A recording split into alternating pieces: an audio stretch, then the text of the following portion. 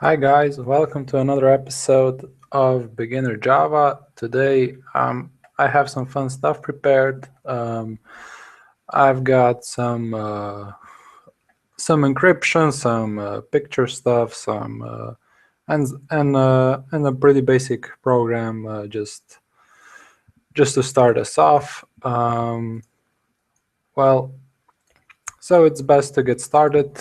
The first program I want to do is called Disemvoweler. What this program does, it's basically just removes all the vowels from the text and it and all the spaces, so it's harder to read. It's a pretty basic program, but a fun one to do nonetheless. So today, as you can see, I'll not be working in Notepad, but I'll be working in Intellij. It's an IDE and an integrated development environment. If you're a student, you can get it for free. The professional license at jetbrains.com/student. Let me just get this website here. You can get it here. You can see they also have plenty of other programs, for example, PyCharm for Python, RubyMine, WebStorm for web development, PHPStorm, and plenty of other great stuff. I'm using IntelliJ because it's a great IDE for Java, and it makes my job a lot easier. So let's start. The first thing, yes, Disemvoweler. I'll just make a new Java class called Disemvoweler, like this. As you can see, it automatically generates a class for me, and if I type psvm, as you can see, it automatically generates a main method. How cool is that? Well, the first thing we're gonna need to do is set up our scanner to get the input from our user. So we type scanner, and as you can see, it automatically gives the suggestions. So if I click enter, it automatically also imports it here. And I can now say scanner system.in. So it makes my job a lot easier, and it speeds up the coding. So next, I decided to. So let me just open the daily programmer thread that with this exercise, just so I can show you the input and what we're actually doing. This is the thread. It's the challenge number 149. So for example, if we have this text, all those who believe in psychokinesis, raise my hand. Well, we'll have to print out this, and we also have to print all of the vowels that we have taken out. So what are we doing? Well, for first of all, we should actually declare what vowels are. So we declare a static array of chars like this, vowels. Oops. And they're A, E, I, O, and U, like this. So these are our vowels. Okay, next we have to get our input. So I decided I'll be working with a char array. So we do scanner, next line, and then to char array. So what this does, it just gets the line from our input, and automatically it turns it into a character array. So this my way might not be the cleverest, but I think it's pretty understandable, and I think that's what matters right now. So right now,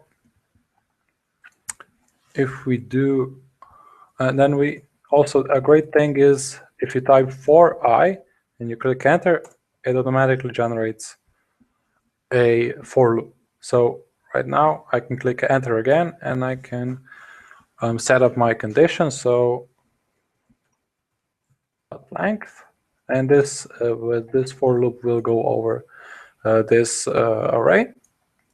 And now we will be checking if is vowel.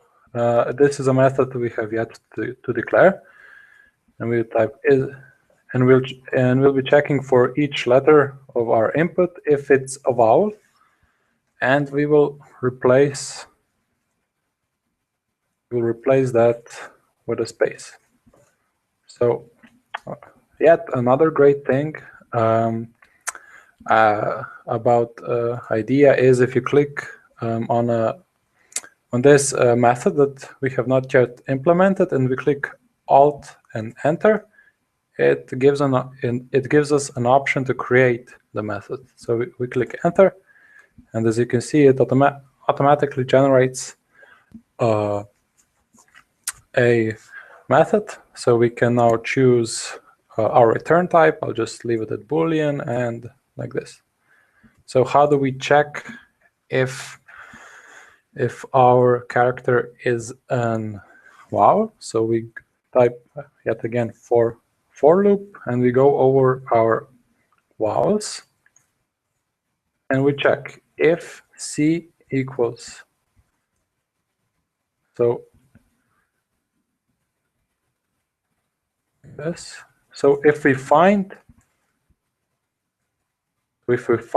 our C, our character, in this array, this means that it's one of them, and it means it's a vowel. So we automatically return true as soon as we find it. But if we go through this whole for loop without finding it, we return false, because then we're confident that it's not a vowel. Yeah. So all we need to do now is print out what's left. So we do. So a shortcut for printing system.out.println is just to type s out and clicking enter, and it yet again automatically generates it. So, and if we call this method print array without spaces with our input like this, we will tell Intellij to generate it again. So this will return a string like this, and it will take a character array as input. So in this method, we declare a string s like this. Yep, and we yet again go over our input array, input.length, and what we do, if input at index I is not equal to a space, we add that character to our string. So what this will do, it will eliminate all the spaces, and it will jam together all non-white space characters like this, and we just return this. And that should be it for that. So how do you run a program in Intellij? You just go over here, you click run Disemvoweler.main, and it will spawn a terminal. This is exactly the same as the command line. So we can type, or I can just take this and copy it and take it here, and I think that we got the same Let me check.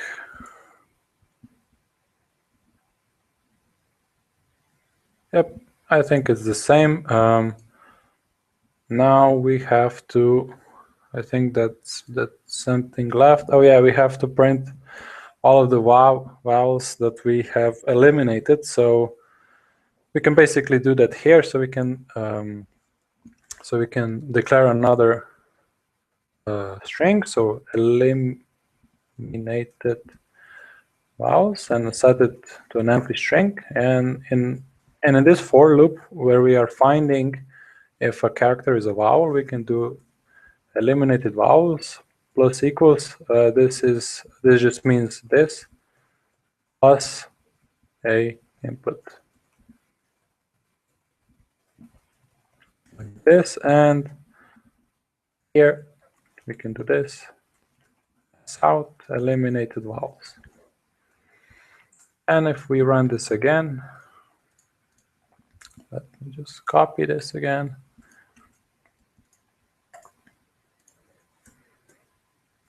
I think we're good.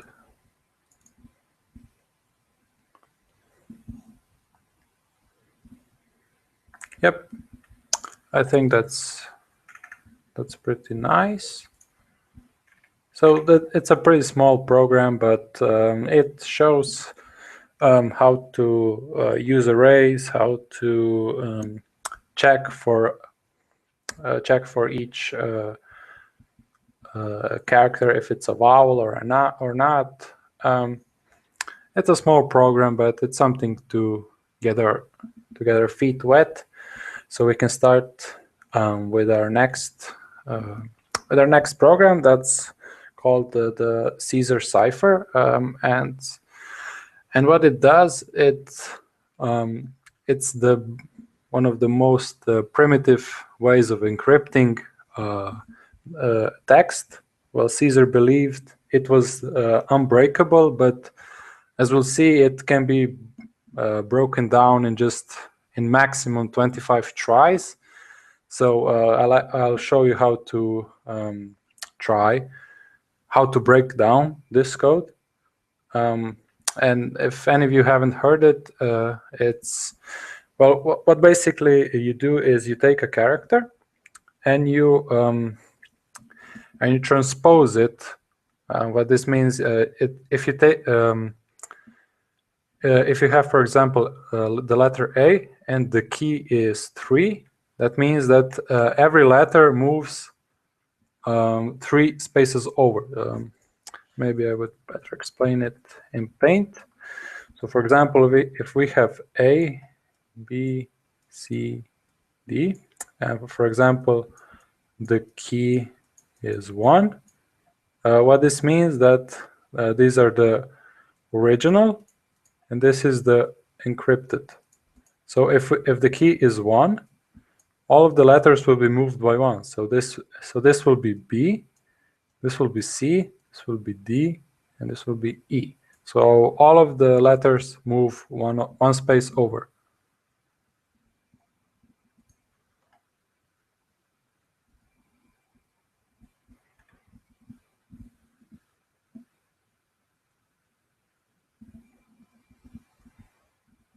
All right. Well, let me try that. I got a comment that I could change the for loop here with replace all. Let's try that. Let me just Google a bit.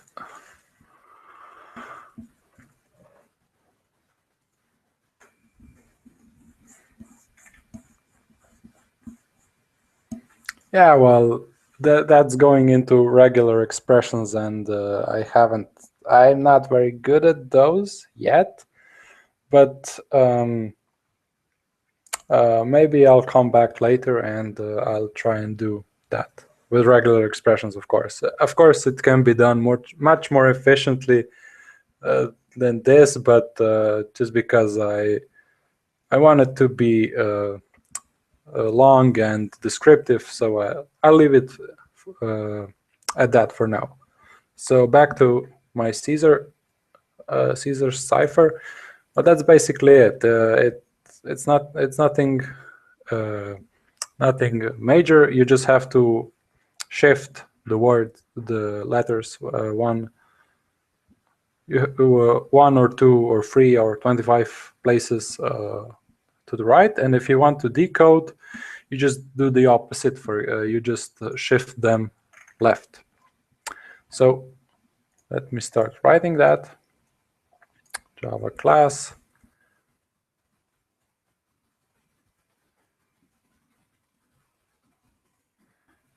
Like this, and I can just delete that and create our main methods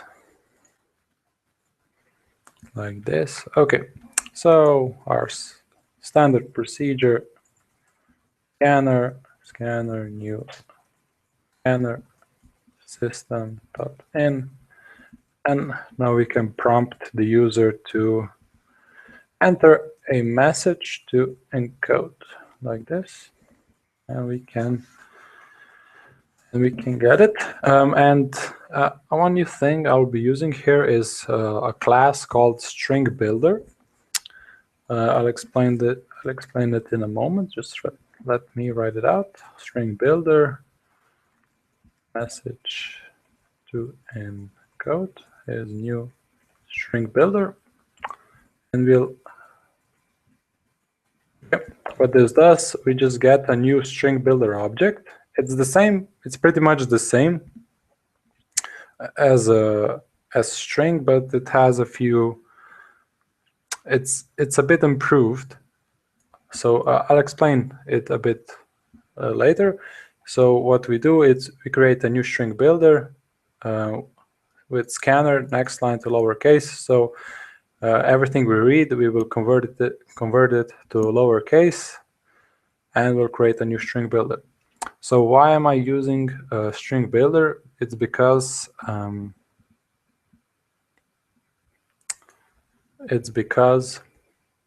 when you're changing, for example, when you have strings in memory, for when you have object just string, not Stringbuilder, when you create an object of string, Java creates in memory a box like this, and for example, A, B, C, and it stores it at location X.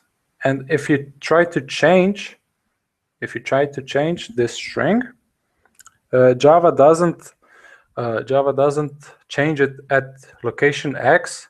For example, if you wanted to add D to this string, Java doesn't do this. It doesn't create at the same location a string with A, B, C, D. Instead of what it does, it creates a new string at location Y with A, B, C, and D. So that's because the string class is immutable. What that means, you can't change it. Once you created it, you can't manipulate it. So this is where Stringbuilder comes in handy, because once Stringbuilder can be manipulated. So that's why it's particularly effective in this program, because we have to change our message. So then we have to ask our user for the key. So how many letters should we shift?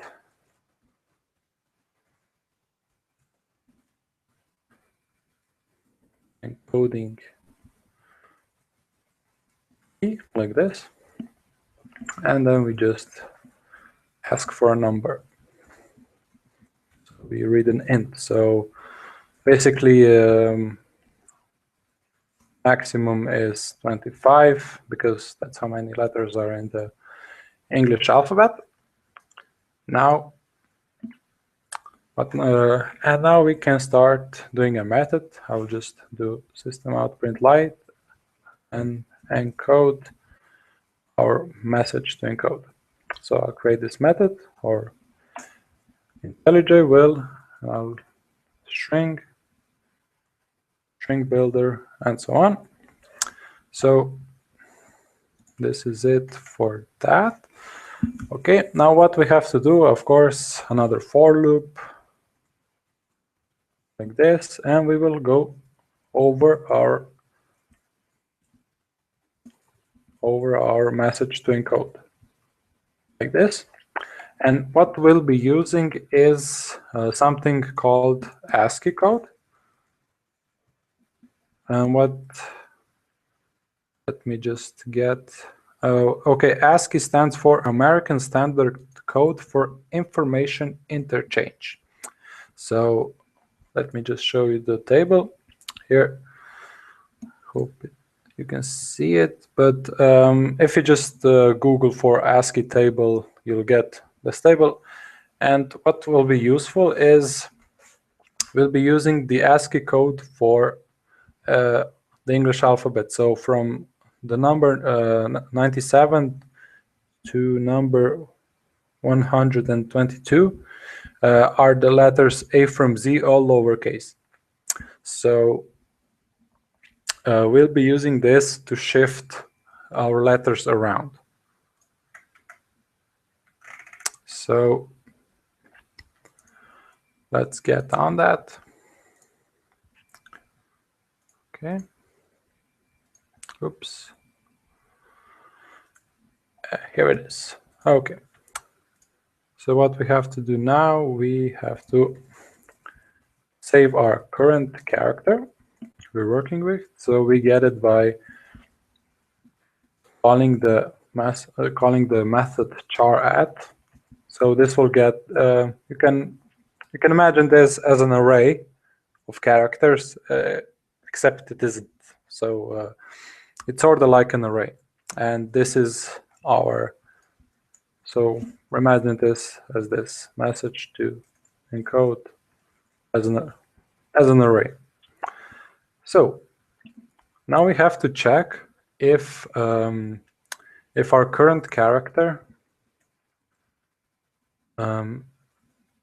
is a letter. So we do that by checking if it's between 97 and 122. So 97 is the lowercase a, and 122 is the lowercase z. So if it's between those two values, we know for sure that it's a letter. So how do we now? Oh, I forgot to pass in the key to this method, like this. Okay, how do we now change our current character? So how do we shift it for, I don't know, for example, 5 spaces? What we do is we do character, new character is, I'll explain this in a moment, current character plus key. So what here we're doing, we're doing an arithmetic with our current character. So this might seem a bit confusing, but what the characters basically are, what this primitive type is, it's basically a number. Well, it's the only difference between an integer and a character is that you can print it out to a screen and it will represent a special character. Basically, every character is a number behind. So you can add characters, you can subtract characters, you can do everything you want with them as you would do with an integer. So yeah. Now, but the only thing is we have to be careful if we cross the 122 border. So if we, for example, if we had a lowercase y to encode and a key would be 20, we would be far off we would be over the limit 122, and because the cipher is circular, so if we go over Z, we have to return back to A, and we have to go from the start. So we have to check for if our new character is over 122, and what we do then, we set it to, again, a bit of arithmetic. We add this 97 plus new character minus 122. Okay, so basically what this does, it will add the amount of spaces that the new character overflowed. So basically how many character it went off. So it will go in a circle. Okay, and the only thing left is to do why we decided to use Stringbuilder is because of this method, set character at I to new character. And this is it. The only thing left we have to do is we have to return our message to encode, and we have to basically turn it into a string. Yes, and I believe that should be it for this method. So if we try and encode, oh, right, I ran the wrong program. We have to run Caesar Cipher. For example, welcome Reddit. Yes, and we, for example, take an encoding key of 5. We encrypted it into this. Okay, so I believe we have our encoding work, but we can't be really sure until we write our decode. So private static string decode string builder message to decode integer key. So what we'll do here is basically the opposite of the encode method. So the start is the same. We have to go over our method. We do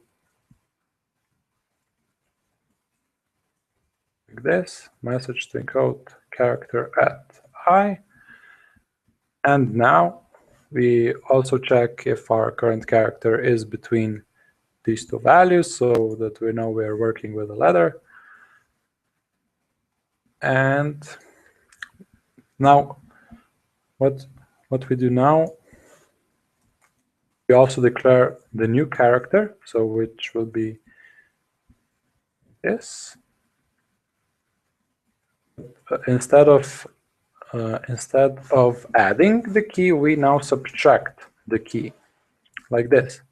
So now we have a problem of underflowing, or basically if our value is below 97. So if new character is less than 97, we have to correct that. We have to set our new character to 123 minus 97 minus new character. Oops, like that. And yet again, message to decode, set character at I new character.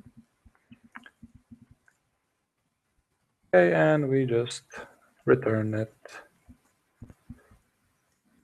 Message to decode the string like this. Okay.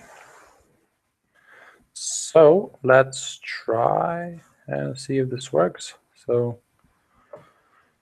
we'll have to save our encoded message. So let's do that. String encode it. It's encode, message to encode and key. And then we'll print out the decode method, new string builder, and our string encoded like this. Oops. And our key yet again. So if we write welcome Reddit, we should get welcome Reddit back. Say 5, and we got welcome Reddit back. So we have a working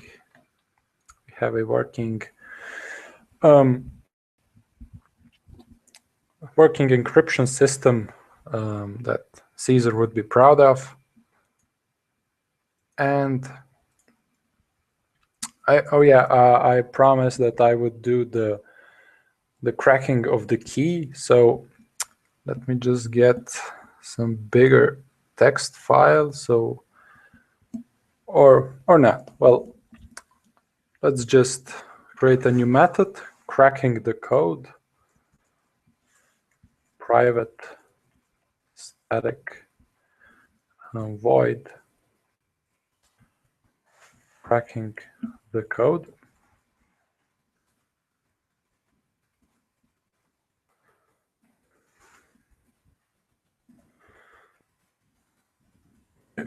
Well, basically what this method will do, it's nothing spectacular. It will just go from the indexes of 1 to 25. And what it will do, it will, for each key, it will try to decode and print it out. So we do key I, so we'll know which key it is.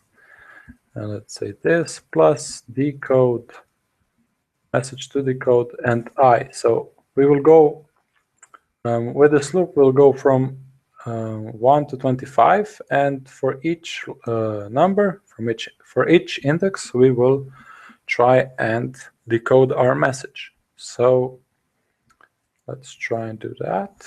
Let's like this, and we say cracking the code, encoded. Yes. Oh, I have to turn it into a string builder like this. And let's say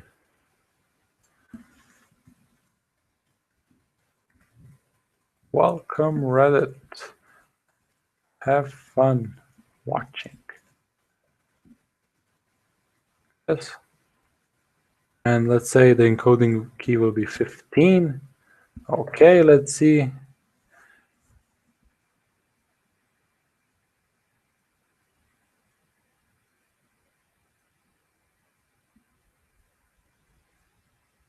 I don't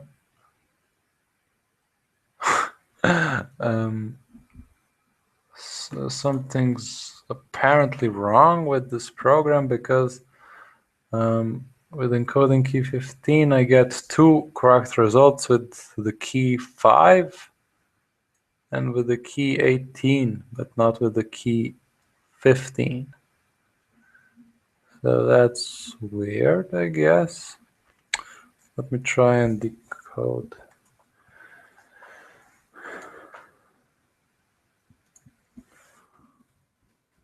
Reddit 12.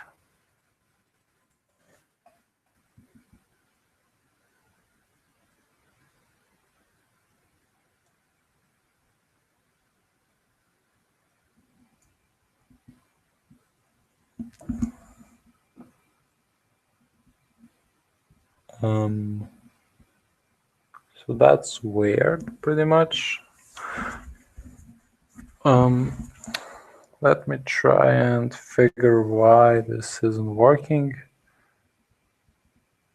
as it's supposed to.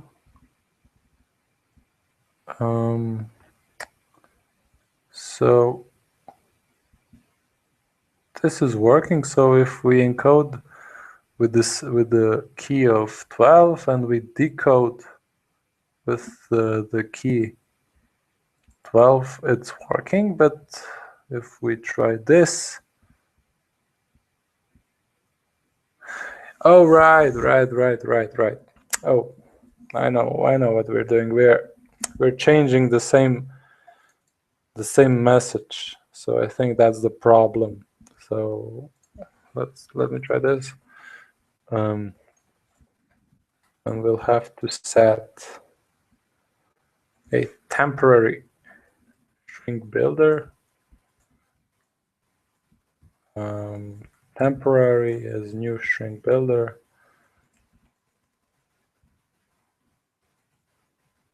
Like this, and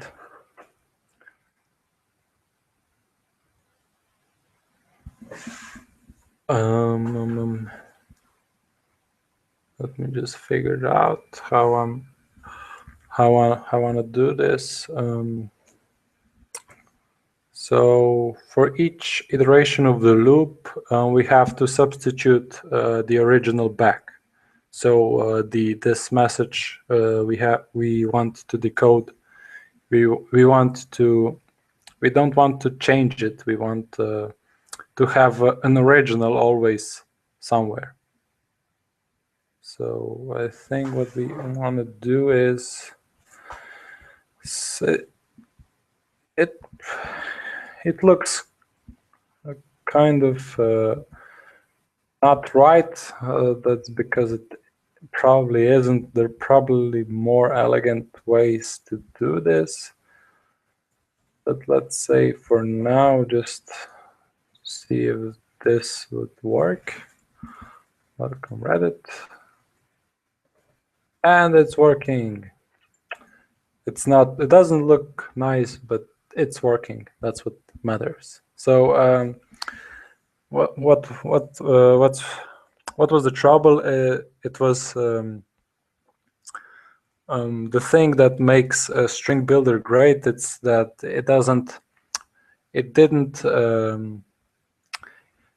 Well, it basically stored all of my changes in this message to the code variable, and each time I wanted to change, I changed what was already changed. So I had to substitute in each iteration of the loop the original back. So that's what I'm doing here. I'm saving the original and then substituting it back.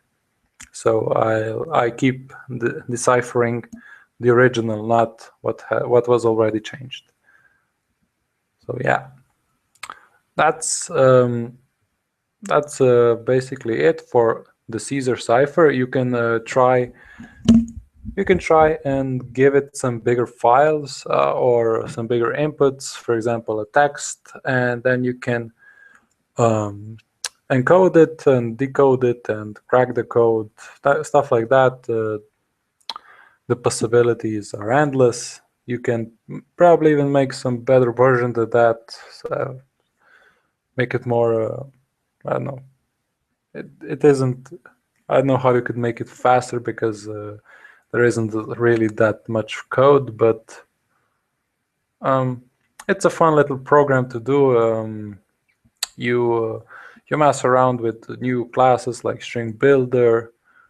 It's a great program to know to get familiar with strings and characters and stuff like that. So what I wanted to do next was the grayscaling a picture. So what we'll be doing here is taking a picture and turn it into a grayscale. So basically making it black and white. So I'll make a new class, call it grayscale, like this. Delete that and make a main method like this. And what we need to actually open a picture in Java is a class called buffered. Well, not this. not bad. Buffered image, like this. Image is image IO dot read, and we'll have to create a new file object like this and give it a destination. So I'll have a picture in this folder. I'll have to import the file class, this, and I think, yeah, we have to surround it with try and catch block like this. So let me just move a picture there.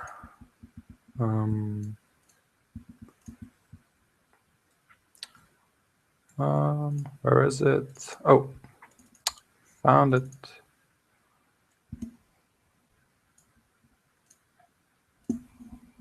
Oh, here it is. This little guy. And what we do now is we can create a method called, let's say, convert to grayscale. Convert to grayscale. Like this, and we pass the image. So we'll make a method. Let's leave it at void. And what we do now, we first get our image height. We get it by image get height. This, and our image width. Like this, image dot width. This, okay. And what we want to do now is we'll have to use a nested for loop like this. So for, and we'll go over our image height. So this is a way to iterate over all of the pixels in our picture. Image width like this. And how to get the pixel is by int pixel. It's and image dot get RGB. So get our pixel like this with J and I. So let me just test.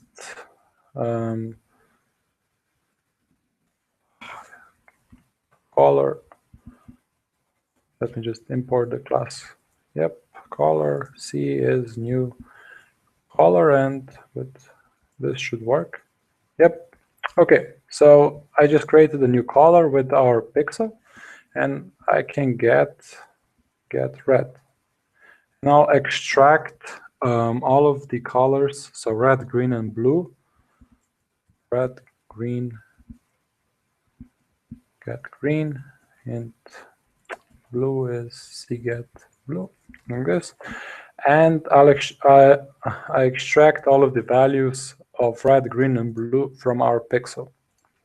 And how to convert a picture to a grayscale or to a black and white? Well, the easiest way is just to get the average of these values. So integer average, and we just say red plus green plus blue divided by 3 for the equal sign. Okay, and we make a new color. Average color is new color, and we can also declare a color with these 3 values, and we just apply average 3 times average like this. So this is the amount of red color, the amount of blue color or green color, and this is the amount of blue color like this. And now we just set it back. Image set our pixel back to our average color get average color get RGB. And that's it. We just now have to save our picture.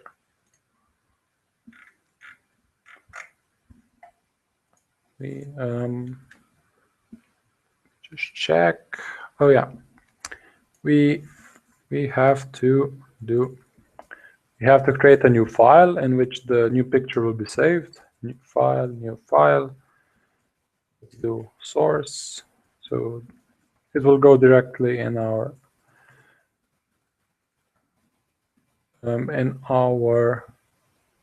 directory, and let's just give it a name, new pic.jpg and image io.write, and we supply it the image, our new image, our extension. Let's say it for now, JPEG, and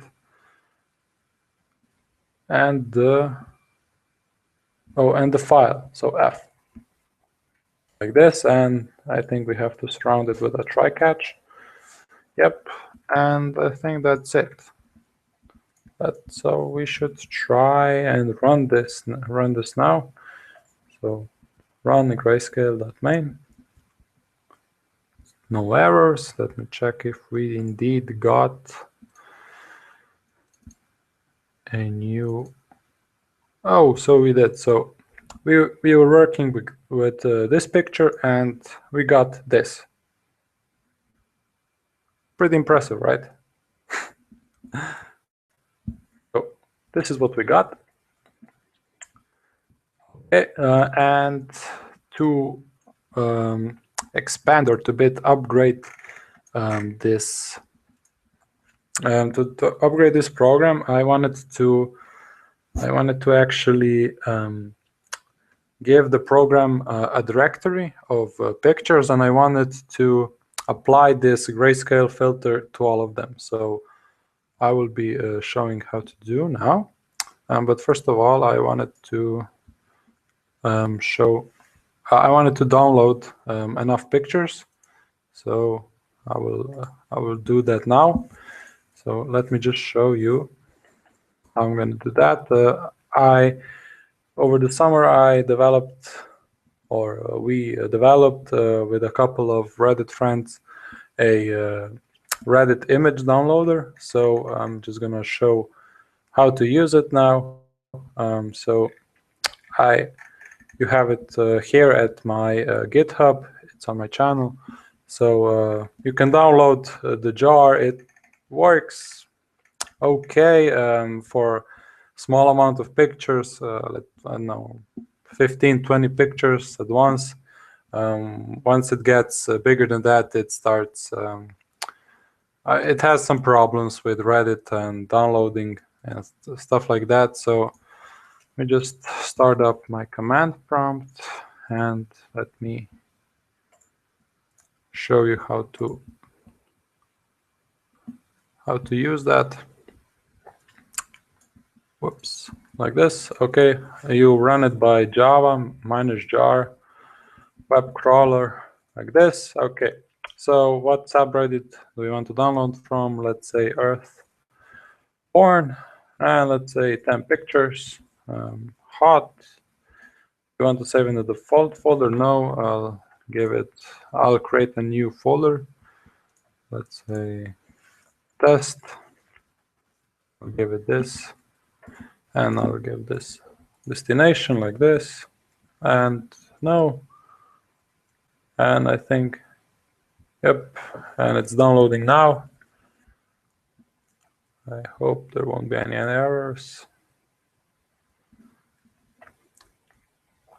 So yeah, we finished our downloading.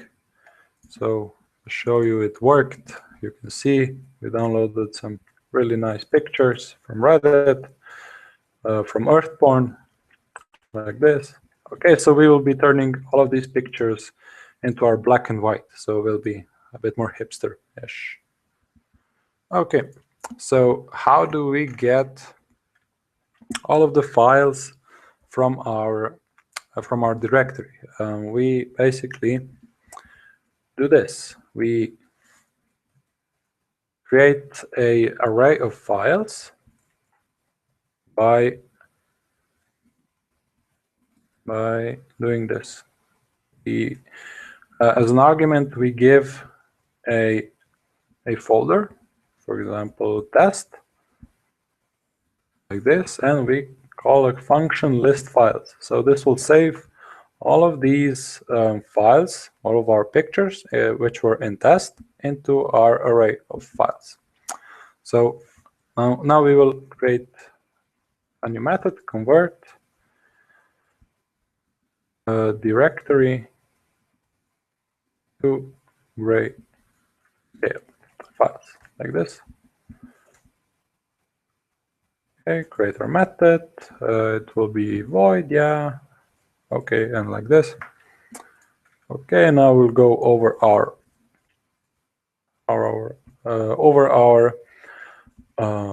files array, and I will, for each one, I will do convert to grayscale image io.read files at index I and files dot get name. So I'll have to modify our this method a bit. So let me. Oh, I have to surround it with a try and catch, and I have to change this method. So string name, and what I have to do now is extract the new name. So let's string new name will be name dot substring. So a substring of our original string from the start and up until of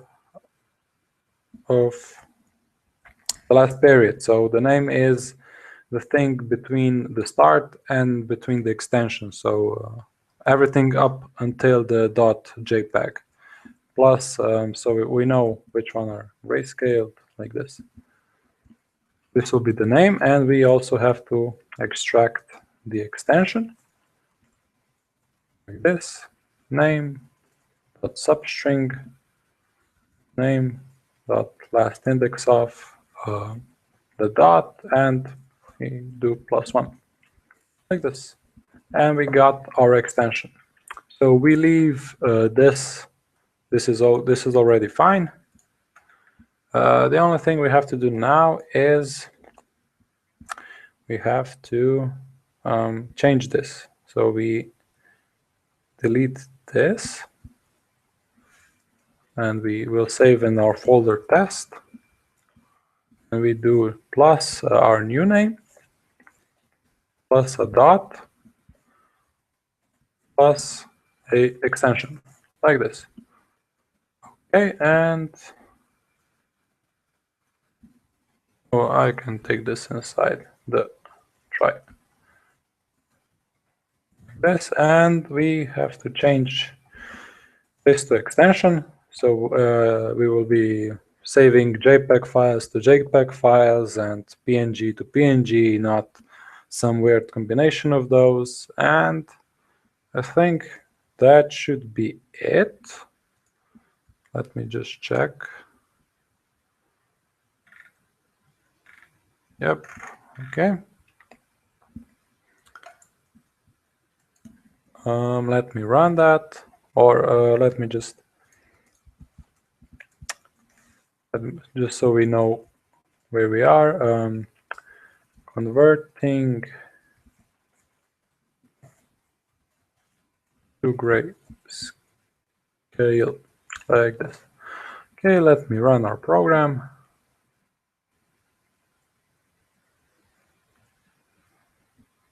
So it's running.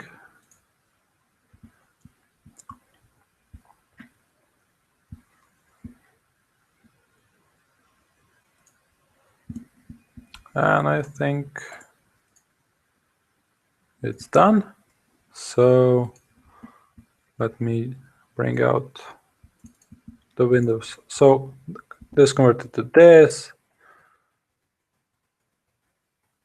Yeah, so it worked on all of them. So if you just type Java RGB filters or something like that into YouTube, you can basically just replace this code inside here, and you can get all kind of effects. For example, blurring, sharpening effects,